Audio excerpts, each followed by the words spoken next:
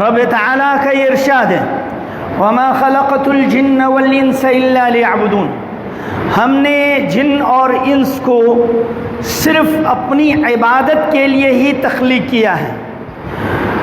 اس روئے زمین پر اس مختصر سی ایک ذرے کے اوپر بے شمار مخلوقات ہیں، وہ سارے کے سارے دنیا والوں کے لیے ہیں، مسلم ہو یا کافر ہو سب کے لیے ہیں، لیکن عبادت کے لائق صرف اللہ رب العالمین ہے۔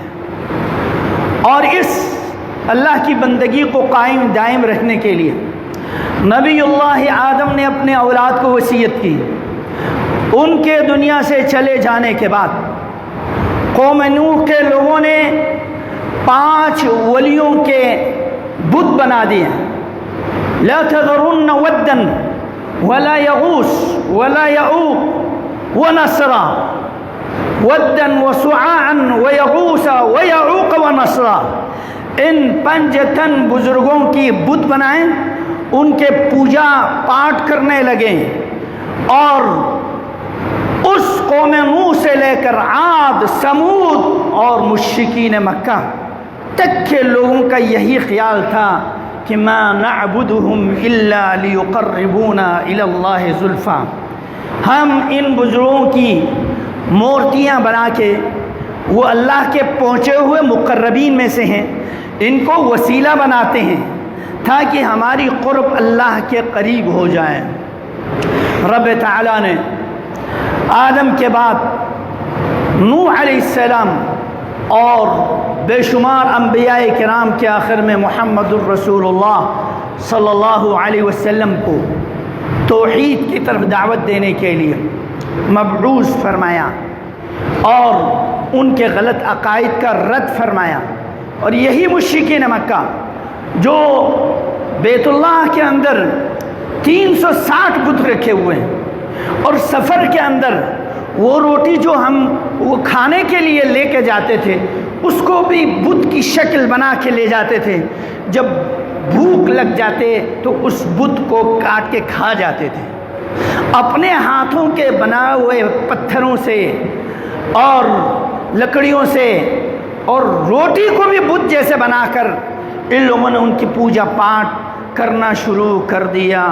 ان سے جب پوچھا گیا کیوں کرتے ہیں، ما نعبدہم الا لیقربونا الی اللہ زلفا، ہم ان ولیوں کے ذریعے اللہ کے قرب حاصل کرتے ہیں۔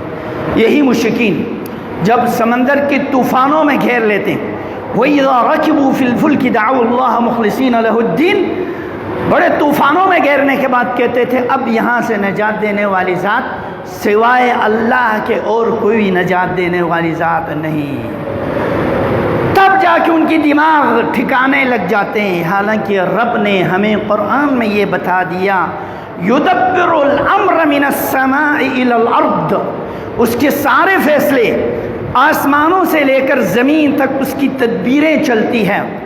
ثم تعرج الیہ فی یوم کان مقدارہ الف سنۃ مما تعدون، وہ فرشتے اللہ کے حکم کی تعمیل کرتے ہوئے زمین میں اترتے ہیں، پھر لوگوں کی نیکیاں یا برائیاں ان کو حساب کتاب کرنے کے بعد، اللہ کے احکامات یا پہنچانے کے بعد، جس کو سزا دینا ہو یا عقاب دینا ہو، بارشیں برسانا ہو، جس قسم کی کیفیت طوفان بپا کرنا ہو، وہ فیصلے اللہ کے حکم کے مطابق زمین پر اترتا ہے، اور پھر وہ اللہ کے حکم پر اوپر جاتے ہیں۔ رات کے فرشتے ہیں، دن کے فرشتے ہیں، ان سب کی ذمہ داری لگا دیا، اور ساتھ یہ بھی ہمیں فرما دیا ان اللہ لا یخفی علیہ شیء فی الارض ولا فی السماء، زمین آسمان میں کوئی چیز اللہ سے مخفی نہیں۔ تو پھر تم اللہ سے چھپ کر، اللہ کو چھوڑ کر دور والے کو کیوں پکارتے ہو، جس کی موجودگی کب سے ہو چکی ہے، قبروں میں نامعلوم راکھ ہو چکے ہو یا قبروں میں محفوظ ہو، وہ دنیا کی اذیتوں سے، دنیا کے مصائب سے راحتوں میں پہنچ چکے ہیں، اگر وہ اللہ کے اولیاء اللہ ہیں۔ وہ دنیا والوں سے کٹ چکے ہیں۔ قال رب ارجعون لعلی اعمل صالحا، نیک ہے تو نیکیوں میں راحتوں میں ہے، ان کو دنیا کی کوئی غم نہیں۔ برا آدمی ہے تو پھر دنیا کی کوشش کرتا ہے کہ اللہ مجھے دوبارہ پہنچا دو۔ کلا انہا کلمۃ ہی قائلھا ومن ورائھا برزخ الی یوم یبعثون۔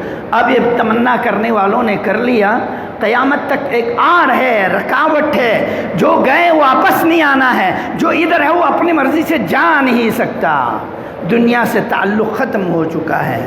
وہ رب العالمین ہے جو ڈائریکٹ دیکھ رہا، یعلم خائنۃ الاعین وما تخفی الصدور۔ دلوں میں برائیاں جو چھپا کر سوچ لیتے ہو، اس برائی کو کرنے سے پہلے اللہ کو پتہ ہے تمہاری نگاہوں کی، یعلم خائنۃ الاعین، نگاہوں کی جنبش تک اللہ رب العالمین جانتا ہے۔ وہ قریب ہے، اس کا علم سمیع ہے، ڈائریکٹ وہ سنتا ہے، علیم بذات الصدور ہے، دلوں کی بید اور کیفیت تک وہ جانتا ہے۔ تو پھر اس رب کو چھوڑ کر جن میں نہ روح ہے نہ جان ہے، بت کدے ہیں، پتھر کے ہیں، ان کو پوجا پاٹ کر رہے ہیں۔ ابراہیم خلیل اللہ جا کے اپنے باپ سے کہتا ہے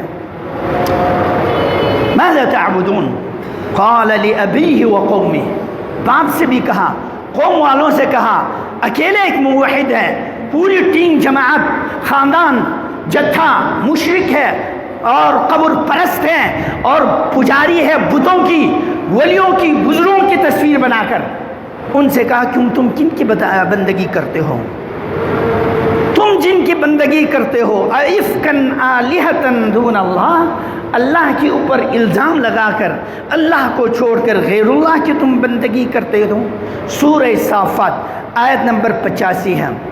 جب ان کو سمجھ میں نہیں آیا، جشن کا دن ہے، عید ہے، بتوں کو بھول جاتے ہیں، خوشیوں کے موقع پر عبادت نہیں کرتے ہیں، مسلمان عید کے دن بھی اللہ کو نہیں بھولتے ہیں، اللہ کی بندگی کرتے ہیں۔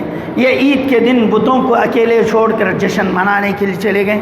ابراہیم خلیل اللہ کولاڑا لے کر بت خانے میں جا کر ان سب کو جا کر خطاب کرتے ہیں، الا تاکلون، یہ کھانے رکھے ہوئے کھاتے کیوں نہیں ہیں؟ اور پوچھا کہ جواب کیوں نہیں دیتے ہو؟ جواب تو دے دو، دیکھو تو صحیح، تم دیکھتے کیوں نہیں ہو؟ میں تمہیں مارنے والا ہوں، دفاع کر کے تو دکھاؤ، میں تمہیں تہس نہس کرنے والا ہوں۔ فراغ ضربا بالیمین، سیدھے ہاتھ سے سب کو تہس نہس کرنے لگے، صرف بڑے کو چھوڑ دیا، صرف بڑے بت کو چھوڑ دی، سب کو تباہ کرنے لگے ابراہیم خلیل اللہ نے۔ اللہ اکبر، فجعلہم جزازا الا کبیرا لہم لعلہم الیہ یرجعون۔ سورہ انبیاء آیت نمبر 58 ہے یہ آیت۔ جب یہ اپنی جشن پورا کر کے واپس پلٹے تو دیکھا بت خانے کا تہس نہس کر دیا ہے، اور من فعل هذا بآلہتنا، ہمارے خداؤں کے ساتھ یہ ظلم زیادتی کس نے کی؟ خداؤں پر ظلم کی، ان کی معبودات پر ظلم کی، جو عاجز ہے، بے بس ہے، اپنا دفاع نہیں کر سکتے ہیں۔ لوگوں نے کہا سمعنا فتن یذکرہم یقال لہ ابراہیم، ابراہیم نامی ایک نوجوان ہے جو ان کا دشمن ہے، اکیلے ابراہیم بت پرستوں کے مقابلے میں کھڑے ہیں۔ آج بھی بت خانوں میں آگ لگی ہوئی ہے ہندوستان کی، اور مسلمانوں کو جلایا جا رہا ہے، مرایا جا رہا ہے، ہر طرف ظلم اور زیادتی ہے۔ لوگ آ کر ابراہیم سے پوچھا اَأَنْتَ فَعَلْتَ هَذَا بِآلِهَتِنَا، ہمارے الہوں کے ساتھ تم نے یہ حرکت کی؟ کہا جاؤ پوچھو بڑے سے، کولاڑا اس کے سر پر رکھا ہوا کندھے پر، کوئی جواب نہیں آ رہا۔ کہنے لگے کہ تم کو تو پتہ ہے ما هؤلاء ينطقون، یہ تو بول نہیں سکتے ہیں۔ جب یہ بول نہیں سکتے ہیں، دفاع نہیں کر سکتے ہیں، نہ اپنا نقصان روک سکتا ہے، تو تمہارا کیا دفاع کرے گا جو خود اپنا دفاع نہیں کر سکے؟ اف لکم ولم تعبدون من دون اللہ، تف ہے، حیف ہے، افسوس ہے تمہاری حرکت پر، تم اصل سپر پاور والے رب کو چھوڑ کر غیر اللہ کے سامنے جھک جاتے ہو۔ افلا تعقلون، تدبر غور عقل نہیں رکھتے ہو؟ جب جاہلوں کے ساتھ دلائل اور براہین کا جواب نہیں آتا ہے تو پھر جہالت پر اتر آتے ہیں۔ قالوا حرقوه وانصروا آلهتكم، اس کو جلاؤ، وادی بھر دو آگ سے۔ یہی حالت اصحاب اخدود کے ساتھ ہوئے۔ ایمان والے دھڑا دھڑ اسلام میں داخل ہونے لگے، انہوں نے بولا سب کو جلاؤ، بڑوں کو، ولیوں کو، مردوں کو، عورتوں کو، حتیٰ کہ بچوں کو بھی جلانا شروع کر دی۔ جیسے آج کشمیر کے اندر، ہندوستان کے اندر مرد ہو یا عورت، بچوں تک کو بھی مارا جا رہا ہے۔ پھر کیا ہوا؟ اللہ کی طرف سے، اللہ کے ہاں دیر تو ہے اندھیر نہیں ہے۔ وہی آگ جو ایمان والوں کو جلانے کے لیے جلائے تھے، وہ آگ شہر اور بستی کی طرف پلٹیں اور پورے شہر کو جلا کے چھوڑ دیا۔ انڈیا والوں، یہ جو تم دنیا کو آگ و خون میں ڈالنے کے لیے ٹائم بم بنائے ہوئے ہو، تمہارا بھی حشر وہی ہو سکتا ہے جو بیروت میں کل دھماکہ ہوا ہے۔ تم آگ پر بیٹھے ہوئے ہو، دنیا کو مت چھیڑو۔ یہ مسلمان ایک ایک آدمی ایٹم بم سے بھی بڑھ کر ہے، ان کو کوئی مقابلہ ان کا نہیں کر سکتے ہیں۔ روس نے مقابلے کیا، تاتاریوں نے کیا، اور کافروں نے کیا، اور رومیوں نے مقابلہ کیا، اور کیسر و کسرا نے مقابلہ کیا۔ اور اللہ کے نبی نے فرمایا جب روم اور کیسر و کسرا ختم ہوگا، دنیا سے ان کا نام و نشان بھی مٹ جائے گا۔ اور آنے والے دور میں انڈیا کے اندر سے انڈیا کے بت پرست کا نام و نشان ختم ہوگا۔ اور انشاءاللہ العظیم مرحوم ضیاء الحق نے راجو گاندھی کے کام میں جو سنایا تھا وہ حقیقت ہے۔ وہ بڑے حملہ کرنے والے تھے، ادھر سے روس نے حملہ کیا، چلو ہم انڈیا والے بھی حملہ کر لیتے ہیں، پاکستان کو صفحہ ہستی سے مٹا دیں گے۔ اس نے بتایا دیکھو ایٹم بم ہمارے پاس تیار ہے، ہم جب ایٹم بم انڈیا پہ گرا دیں گے، صفحہ ہستی سے ہندو کا نام و نشان ختم ہو جائے گا۔ تم ہمیں ختم بھی کر دو، ہم تو شہید ہو جائیں گے، لیکن عرب والے مسلمان آ کے پھر آباد ہو جائیں گے۔ ان مسلمانوں کو یہ دبتے دباتے بھی دنیا کو تباہ کر دیں گے، اور یہ ختم ہونے والے نہیں ہیں۔ وَأَنْتُمُ الْأَعْلَوْنَ إِن كُنْتُم مُؤْمِنِينَ، تم ہی غالب آ جاؤ گے اگر تم سچے اور پکے مومن ہوں۔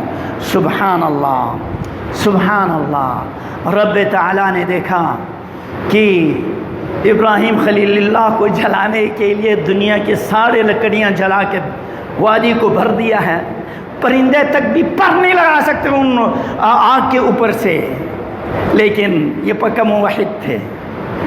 ہواؤں کے، بارشوں کے فرشتے آئے، ابراہیم مدد کی ضرورت ہے تو ہم بارش برسائیں، جیسے بمبئی کے اندر تباہی بچا دیا کل کی بارشوں نے۔ اللہ ہمیں اس بارش کو رحمت بنا دے، قہر اور عذاب کی صورت سے اللہ ہمیں محفوظ فرمائے۔ ابراہیم نے فرمایا کہ میرا رب دیکھ رہا ہے، میرا رب دیکھ رہا ہے، اسے جو منظور ہے مجھے قبول ہے۔ جب دنیا والوں کی مدد سے منہ پھیر لیا، میرے رب مجھے مارنے پر اگر وہ راضی ہے تو رب راضی، میں بھی راضی۔ قلنا یا نار کونی بردا وسلاما علی ابراہیم، آگ کو بجھانے کے لیے نہ ہواؤں کی ارسال کیے اور نہ ہی بارشیں، وما انزلنا علیہم من جند من السماء، آسمان سے فوج اتار دیے فرشتوں کی، ان کی تباہی کے لیے اللہ کے ایک آرڈر کافی ہے۔ ڈائریکٹ آپ کو آرڈر جاری کیا، بردن و سلام، ٹھنڈے ہو جاؤ لیکن سلامتی والا ہو۔ ابراہیم خلیل اللہ فرماتے ہیں اس آگ کے اندر جسے گلزار بنایا، لوگ حیران ہیں، یہ سکون سے بیٹھے ہوئے ہیں، کھا بھی رہے ہیں۔ ابراہیم فرماتے ہیں ایسے موسم کے پھل جو کبھی دنیا میں عام دنوں میں نہیں ملے ہیں، یہ پھل جنت کی طرف سے خصوصی انعام ہوا جو غیر موسم میں کبھی۔ بعد میں مریم علیہ السلام کو کھجی کی صورت میں دی، وہ رب مالک مرضی ہے، غیر موسم میں بھی پھل دینے پر تیار ہے. آخر جان بچ کے نکل آئے. اتنا بڑا معجزہ دیکھنے کے باوجود نمرود آل نمرود مسلمان نہیں ہے. یہ لوگ محروم ہو گئے. یہ وہی سرزمین ہے، بغداد کی سرزمین، آگ و خون کی سرزمین. اللہ کے نبی نے فرمایا یہاں سے فتنے اٹھیں گے. یا آج دنیا اسلام میں سب سے بڑا شرک اور قبر پرستوں کا یہ اڈا ہے. یہیں پر تاتاریوں نے تباہی مچا دی. سیدنا انس رضی اللہ تعالی عنہ کو فرمایا یہ بصرہ کی سرزمین، اس میں نہ تم نے شہر میں رہنا، نہ تم نے زراعت کے میدانوں میں رہنا ہے، نہ حکومت میں شریک ہونا ہے.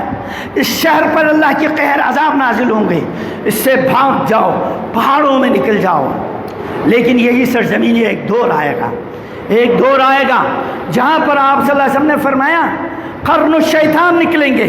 شیطانوں کا جتھا، شیطانوں کی صدی، شیطانوں کا سینگ جو لڑنے جھگڑنے کے لیے یہاں ٹیم جمع ہوں گے. غالباً یہ نکل چکے ہیں. جو ناٹو کی صورت میں داخل ہوا ہے یہ نہ معلوم آنے والا اور کیا حالت ہوں گے. پھر ایک دور ایسا آئے گا کہ اس سرزمین کے بصرے کے رہنے والے کلمہ لا الہ الا اللہ بلند کریں گے اور ایک طرف آزاد ہو جائے گا. اہل توحید کے لیے غلبہ ہوگا، پھر کلمہ توحید بلند ہوں گے. اس طرح یہ شہر بغیر قتال اور جنگ کے اہل ایمان کے لیے غلبہ ہوگا. اللہ سے دعا ہے اللہ پھر سے مسلمانوں کو متفق اور متحد رہ کر اسلام ایمان کے لیے جمع ہونے کی توفیق عطا فرما. جو کیفیت آج کشمیر میں ہے اور انڈیا کے مسلمانوں کے ساتھ ظلم زیادتی ہو رہا ہے اور موت اور حیات کی کشمکش ہیں وہاں کے مسلمان، اور اہل کشمیر کو جبر اور اکراہ کے ساتھ دبائے ہوئے ہیں.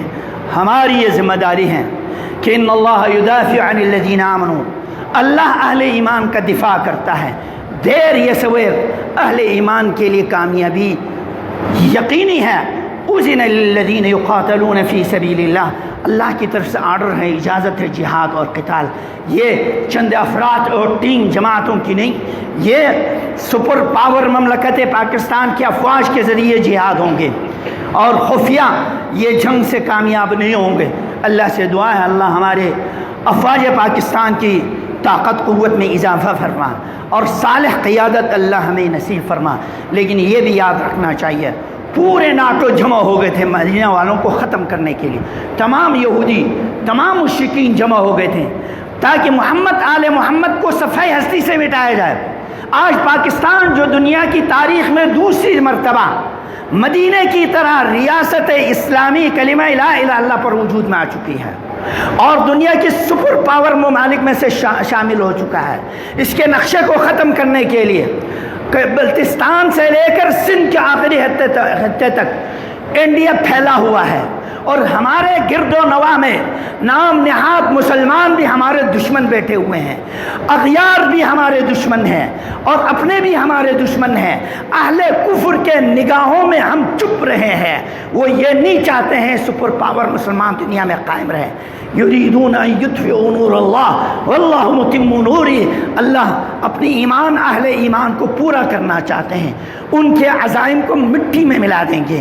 لہٰذا ایسے حالات میں آگ و خون میں قدم رکھنا مناسب نہیں. جیسے کہ نبی علیہ السلام نے جنگ سے بچنے کے لیے خندق کھدوایا گیا اور دفاعی صورت کو بڑے احتیاطی تدابیر کے ساتھ دشمنوں سے صرف تیر اندازی کی لڑائی جھگڑے ہوتے رہیں. آج میزائل کا تبادلہ مسلسل جاری ہے انڈیا پاکستان کے درمیان. اللہ سے دعا ہے اللہ اہل پاکستان کو، افواج پاکستان کو حکمت عملی کے ساتھ انڈیا سے پالا پڑنے کا توفیق عطا فرما.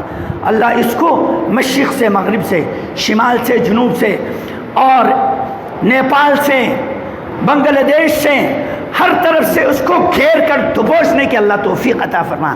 سبحانک اللہم و بحمدک اشہد ان لا الہ الا انت استغفرک و اتوب الیک.